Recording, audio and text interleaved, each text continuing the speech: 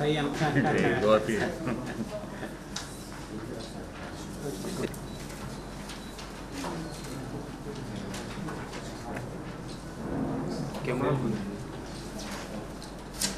పోలీసులు నమ్మదగిన సమాచారం మేరకు ఒక ఎక్స్ హామ్స్టర్ అనే ఒక వెబ్సైట్ ఉంది. దాంట్లో ఎక్స్ హామ్స్టర్ లైవ్ అని కూడా ఉంటుంది. అది సైప్రస్ అనే దేశానికి సంబంధించిన వెబ్సైట్. అది భారతదేశంలోని నిషేధించబడిన వెబ్సైట్. దాంట్లోని లైవ్ కంటెంట్ అంటే అడల్ట్ కంటెంట్ వీళ్ళు ప్రొడ్యూస్ చేయడం, ఆ వెబ్సైట్కి దాన్ని వీళ్ళు సప్లై చేయడం, దాని ద్వారా క్రిప్టో కరెన్సీ ద్వారా నగదు సంపాదించడం. అదేవిధంగా దీంట్లోని మొత్తం 3 వ్యక్తులు మేము అరెస్ట్ చేయడం జరిగింది. గణేష్, జ్యోత్స్న అండ్ లూయిస్ అనే వ్యక్తుల్ని. వీళ్ళు అడల్ట్ కంటెంట్ స్వచ్ఛందంగా వాళ్ళకి సప్లై చేయడం వల్ల, అదేవిధంగా క్రిప్టో కరెన్సీ ద్వారా వాటి ద్వారా కూడా డబ్బులు సేకరించడం జరిగింది. వీటికి సంబంధించిన ఎక్విప్మెంట్ అంతా కూడా మా సిఐడి బృందాలు గుంతకల్లోని, అదేవిధంగా బెంగళూరులో కూడా ఆకస్మిక దాడులు చేసి అక్కడ వీళ్ళని అరెస్ట్ చేయడం, వాటికి సంబంధించిన ఎక్విప్మెంట్ అన్నీ కూడా మనం సీజ్ చేయడం జరిగింది. దీంట్లో 3వ ముద్దాయి లూయిస్ అనే వ్యక్తి గుంతకల్లోని ఒక కాల్ సెంటర్ నడుపుతూ దాంట్లోని కొంతమంది అమ్మాయిలను కూడా అతను ట్రాప్ చేసి వాళ్ళ చేత బలవంతంగా ఈ అడల్ట్ కంటెంట్ వచ్చేలాగా అతను చేయడం జరుగుతుంది. అతను కూడా మనం రిమాండ్ చేయడం జరిగింది. ఈ భవిష్యత్తులోని అందరూ కూడా అప్రమత్తంగా ఉండాలి. సైబర్ స్పేస్లో చాలా నేరాలు జరుగుతున్నాయి. సైబర్ స్పేస్లో జరిగే నేరాలని ప్రజలందరూ గమనించాలి. ఎటువంటి నేరాలు మీ దృష్టికి వచ్చినా సరే 1930కి కాల్ చేసి మాకు చెప్పాలి. ఈ 1930 నేషనల్ కాల్ సెంటర్ నెంబర్. అది ప్రతి నెంబర్ కూడా మాకు ల్యాండ్ అవుతుంది. సిఐడిలో కూడా మాకు ప్రత్యేకంగా I4C అని చెప్పేసి ఒక విభాగం ఉంది. ఆ విభాగంలో 24/7 మేము అందుబాటులో ఉంటుంది. మా కాల్ సెంటర్ వర్క్ అవుతుంది. 1930కి సమాచారం ఇవ్వాల్సిందిగా, అందరూ అప్రమత్తం ఉండాల్సిందిగా మేము కోరుతున్నాం. సో ఈ కేసులో కూడా ఈ ఎక్స్ హామ్స్టర్ అనే కంపెనీ ఏదైతే ఉందో వాళ్ళ మీద కూడా చర్యల కోసం నేషనల్ ఏజెన్సీస్తో సంప్రదించబోతున్నాం. వాళ్ళకు కూడా త్రూ కరెస్పాండెన్స్ ద్వారా వాళ్ళ మీద కూడా చర్యలు అలా తీసుకోవాలి. ఈ కంటెంట్లోని ముఖ్యంగా పిల్లల్ని కూడా దింపే అవకాశం ఉంది. ఈ చైల్డ్ పోర్నోగ్రఫీ కూడా జరిగే అవకాశం ఉంది. కాబట్టి మేము చాలా కఠినంగా దీని మీద వ్యవహరించబోతున్నాం. ఈ చైల్డ్ పోర్నోగ్రఫీ ఇటువంటి విషయాలు కూడా చాలా కఠినంగా భారతదేశంలో చట్టాలు ఉన్నాయి. ఈ పనులన్నీ చేయొద్దని చెప్పేసి, ఇటువంటి పనులు ఎక్కడైనా జరుగుతుంటే మాకు సమాచారం ఇవ్వాల్సిందిగా 1930 ఈ సమాచారం ఇవ్వాల్సిందిగా అందరికీ విజ్ఞప్తి చేస్తున్నాం.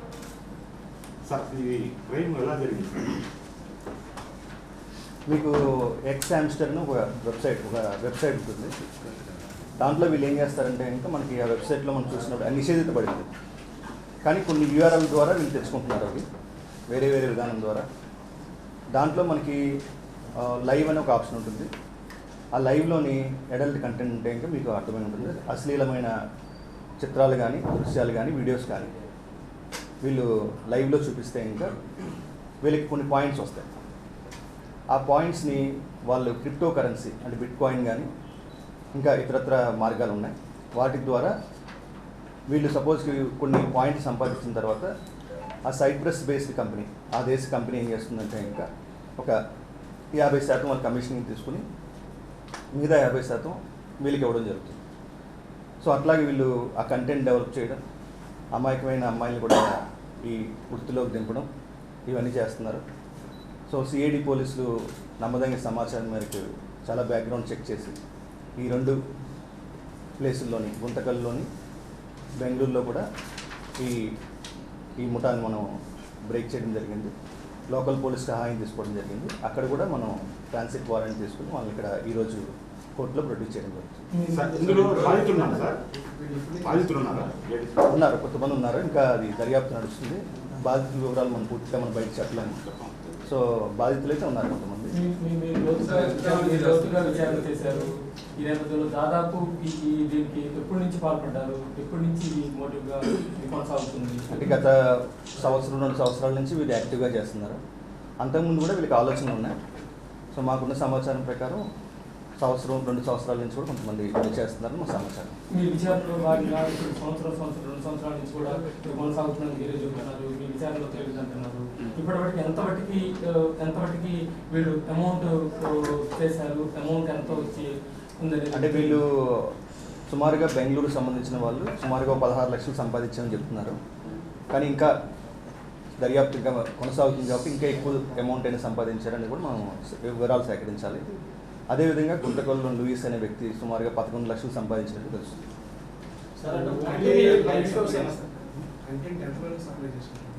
అంటే కంటెంట్ అంటే ఇంకా లైవ్లో వచ్చిన వాళ్ళు ఆ లైవ్లో కొనుక్కుంటారు. దానికి ఇట్ డిపెండ్స్, వాళ్ళు వారంలోని ఎన్ని గంటలు పని చేస్తారని దాని మీద కంటెంట్ ఉంటుంది. Subscription based.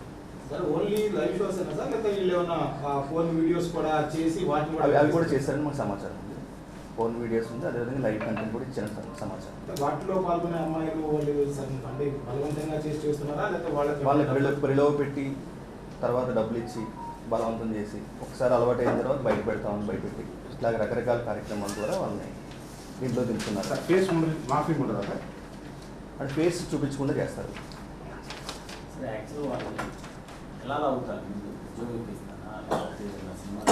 ఉద్యోగం ఇప్పిస్తారని కాదు, వీళ్ళు డబ్బులు అవసరం, రకరకాల చెడు ఆలోచనలు, చెడు వ్యసనాలు, లేదంటే ఇంకొక రకాలుగా వాళ్ళు డబ్బులు అవసరం అవుతాయి. ఆ డబ్బులు సంపాదించాలంటే ఈ చెడు మార్గాలన్నీ కూడా వాళ్ళు ఎక్స్ప్లోర్ చేస్తారు. ప్రధానంగా ఈ ర్యాకెట్లో ఎంతమంది బాధితులు ఉన్నారని మాకు 3 అయితే మనకి కన్ఫర్మ్గా తెలిసింది. ఇంకా ఎక్కువ మంది బాధితులు ఉన్నారని మనం కనుక్కోవడానికి ప్రయత్నిస్తున్నాం. గణేష్, జ్యోత్స్న వీళ్ళు ఇద్దరు కూడా శ్రీకాకుళం చెందిన వాళ్ళు. వీళ్ళు బెంగళూరులో ఇప్పుడు ప్రస్తుతం ఈ కార్యక్రమాలు చేస్తున్నారు. సో వీళ్ళు అంతకుముందు విద్యార్థులు, ప్రస్తుతం అక్కడ ఉద్యోగరీత్యా బెంగళూరు వెళ్ళింది. సార్ ఈ సైప్రస్లో ఈ వెబ్సైట్ అఫిషియల్ సార్? అంటే సైప్రస్లో వాళ్ళ దేశంలో అఫీషియల్ అయ్యి ఉండొచ్చు, బట్ ఇండియాలో ఈ వెబ్సైట్ బ్యాన్ చేయడం జరిగింది. మన డిపార్ట్మెంట్ ఆఫ్ టెలికమ్యూనికేషన్ ద్వారా 100 వెబ్సైట్లు మనం ఇండియాలో బ్యాన్ చేయడం జరిగింది. దాంట్లో ఒక వెబ్సైట్ ఎక్స్ హామ్స్టర్ లైవ్. వాళ్ళు దగ్గర బంధువులని చెప్తున్నారు. బెంగళూరు చేస్తారు. అంటే బెంగళూరు ప్రస్తుతం ఏ జాబ్ చేయట్లేదు, ప్రస్తుతం ఈ పనిలో ఉన్నారు. క్వాలిఫికేషన్ సార్ వాళ్ళు గ్రాడ్యుయేట్స్ అయ్యారు.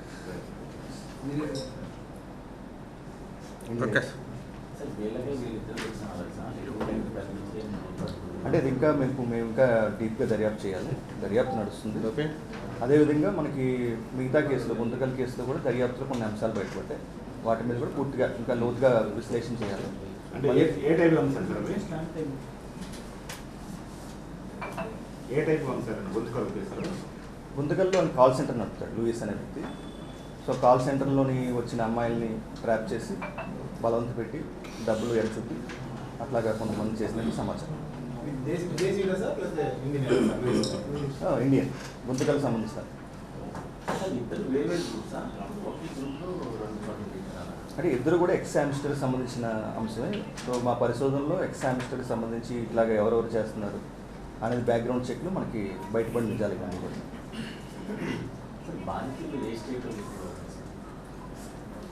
బాధితులు ప్రస్తుతం అంటే మన స్టేట్లోనే దర్యాప్తు చేసాం. ఇంకా ఇతరత్ర రాష్ట్రాలకు కూడా మన సమాచారం అందిస్తే అంటే అక్కడైనా ఇంకా వేరే వాళ్ళు ఉన్నారని మనం బయటపడతాం. 1930 మన 1930 రావచ్చు, లేదంటే సిఐడికి వచ్చి ఎస్పీ సైబర్ క్రైమ్ కూడా రావచ్చు. లేకపోతే వీళ్ళు కంటెంట్ పంపించిన దాంట్లో క్రిప్టో కరెన్సీ అంటే వీళ్ళకి హవాలా మార్గం ద్వారా డబ్బులు వస్తున్నాయి, లేకపోతే డైరెక్ట్గా వీళ్ళ అకౌంట్లోకి క్రెడిట్ అవుతాయి? వాళ్ళకి కూడా కొన్ని యాప్స్ ఉన్నాయి దానికి. ఆ యాప్స్ ద్వారా సపోజ్ ఉదాహరణకి బిట్ కాయిన్, ఆ బిట్ కాయిన్లో డబ్బులు వస్తాయి. వచ్చిన తర్వాత దాన్ని మార్చడానికి కొన్ని వజ్రాక్స్ అని కొన్ని యాప్స్ ఉన్నాయి. దాని ద్వారా వాళ్ళు ఆ డాలర్స్ని ఇండియన్ రూపీస్ని మార్చుతారు. సో వాటి మీద మనం చూస్తున్నాం. మొత్తం ఈ కేసులో ఎక్స్ హామ్స్టర్ లైవ్తో పాటు వజ్రాక్స్ ఇట్లా ఏదైతే క్రిప్టో కరెన్సీలో దుర్వినియోగం అవుతుందో దాని మీద కూడా మనం దర్యాప్తులో కొంచెం లోతుగా వెళ్ళబోతున్నాం. ఏదైనా ఒక గ్రూప్, వాట్సాప్ గ్రూపులు మెయింటైన్ చేయడం కానీ అలా ఏమైనా వస్తాయి? అది కూడా మనం ప్రయత్నం చేస్తాం. సార్ ఇప్పుడు దీంట్లో క్రైమ్లో ఆ బాధిత మహిళలు పాల్గొన్నారని డైరెక్ట్ వీళ్ళ దగ్గరికి వెళ్తే ఉన్నా ఎక్కడి నుంచి ఆన్లైన్ కాంటాక్ట్ చేసినా కూడా అదే బాధిత మహిళలు బాధిత మహిళలు మహిళలు ఆ లూయిస్ అనే వ్యక్తి మనకి అతను ట్రాక్ చేస్తుంటాడు కొంతమంది. ఓకే, ఆన్లైన్లో ద్వారా ఏముంది కదా అది ఆన్లైన్లో లైవ్ పెడతారు. లేదు. ఆ లైవ్కి ఎక్విప్మెంట్ అంతా ఉంటుంది. వాళ్ళ కెమెరాస్ ఉంటాయి, ఫ్లాష్ లైట్స్ ఉంటాయి, మొత్తం ఒక స్టూడియో టైప్లో పెట్టుకుంటారు. ఆ లైవ్ ఆన్ చేసి ఆ లైవ్లో వీళ్ళు న్యూడ్ కంటెంట్ లైవ్లో చూపిస్తాం. ఎలా చేయాలి? బాధిత మహిళలు అడ్డానికి వీళ్ళెళ్తారా? బాధిత మహిళలు వీళ్ళ దగ్గర కదా బాధిత మహిళలు వీళ్ళ దగ్గరికి వెళ్తారు, వెళ్ళాల్సింది. వెళ్ళాల్సి ఆ స్టూడియోలో చేస్తారు ఇదంతా. మనకి కంప్లైంట్స్ వచ్చి ఇంకా దర్యాప్తు ఉంది. ఇంకా కొన్ని వేరే ప్లేసుల్లో కూడా కొన్ని సౌండ్ జరుగుతుంది. మనం దాన్ని కూడా విచారణ చేస్తాం. Okay sir. ఏంటి సార్ దాని మీద ఏమన్నా దృష్టి పెట్టారు? దాని మీద కూడా మేము నిన్న పరిశీలన చేస్తాం. సో ఆ బెట్టింగ్ యాప్ గురించి కూడా దాని మీద కూడా కేసులు నమోదు చేయబోతున్నాం. గోవింద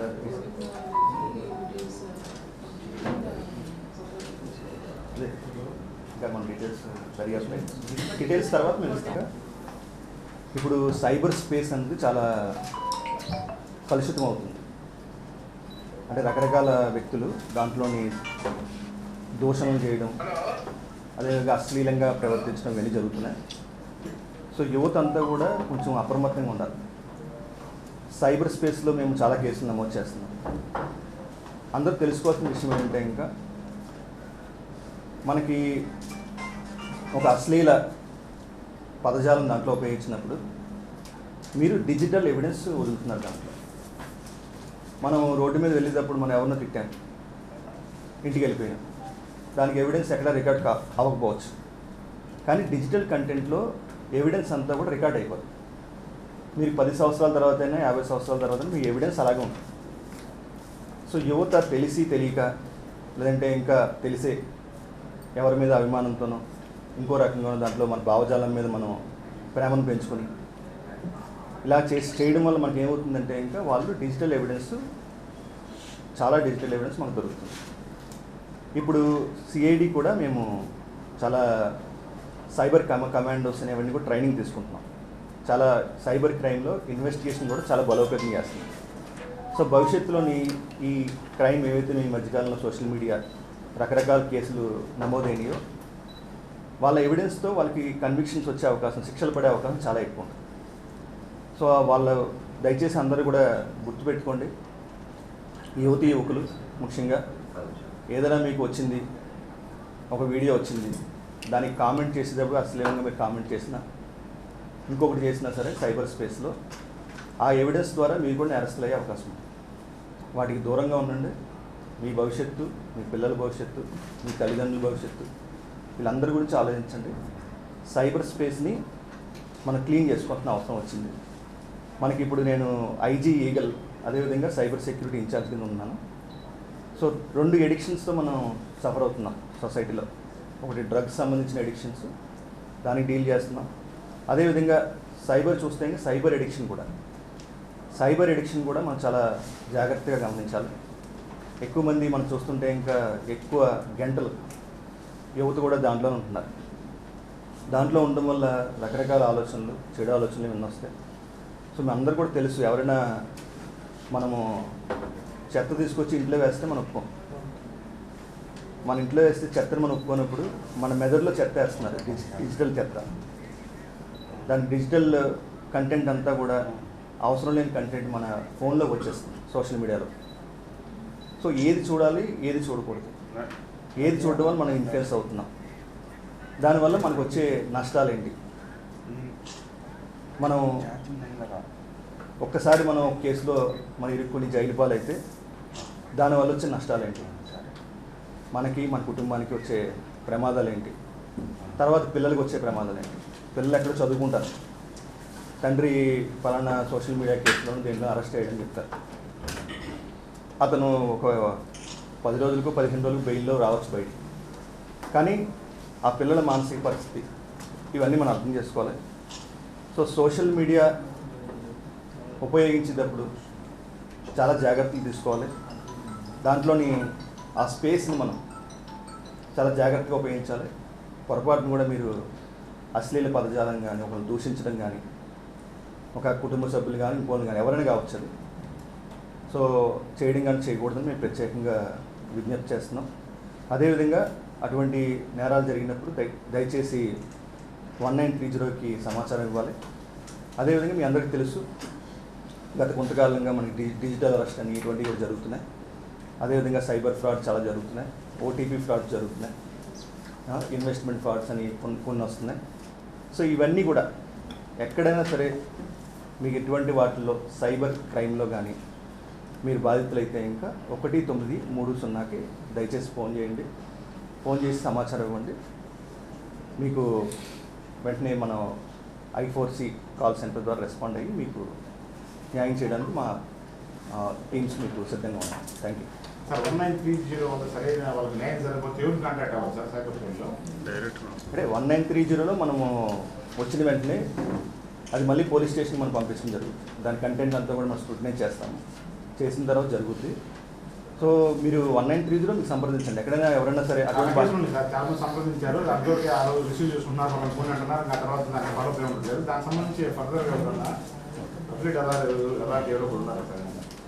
మీరు సిఐడి కూడా రావచ్చండి. ఎస్పీ సైబర్ క్రైమ్ ఉన్నారు ఇక్కడ కృష్ణప్రసాద్ గారు. సో అట్లాగే I4Cలో ఎక్కడైనా మీకు కంప్లైంట్ ఇచ్చాము కానీ చర్యలు లేవు, ఎఫ్ఐఆర్ లేదు అని ఇట్లా ఉంటే ఇంకా మాకు సంప్రదించండి. సిఐడికి విభాగానికి రావచ్చు. విల్ టేక్ కేర్ ఆఫ్ యాక్చువల్గా వాస్తవం ప్రాక్టికల్గా ఏంటంటే మామూలు కేసు కన్నా సైబర్